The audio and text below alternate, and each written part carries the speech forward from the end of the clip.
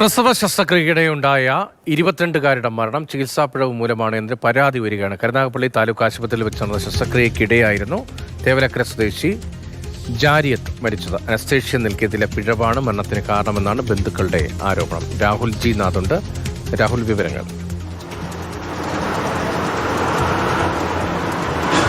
രതീഷ്, അതിഗുരുതരമായ ആരോപണങ്ങളാണ് ഈ കുടുംബം ഉന്നയിച്ചിട്ടുള്ളത്. അതായത് ജാരിയത്ത് നൽകിയ ഡേറ്റിലല്ല ആശുപത്രിയിലേക്ക് പോകുന്നത്, നടുവേദനയായിട്ടാണ് പോകുന്നത്. നടുവേദന ആയി ജാരിയത്ത് ആശുപത്രിയിൽ പോകുന്നു. അപ്പോൾ തന്നെ അവർ അഡ്മിറ്റ് ആക്കുകയാണ് ചെയ്തത്. ഡേറ്റ് പിന്നെയും ദിവസങ്ങൾ കഴിഞ്ഞ് മാത്രമാണ് നൽകിയിരുന്നത്. അത് പ്രസവത്തിനുള്ള ഡേറ്റ് നൽകിയിരുന്നത്.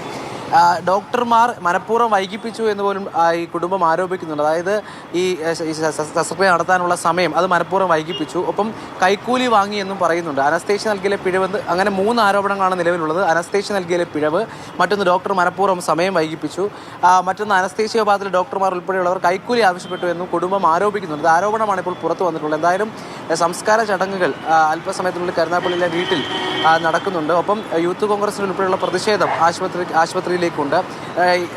ഈ വിഷയവുമായി പ്രതികരിക്കാൻ ആശുപത്രി അധികൃതർ തയ്യാറായിട്ടില്ല.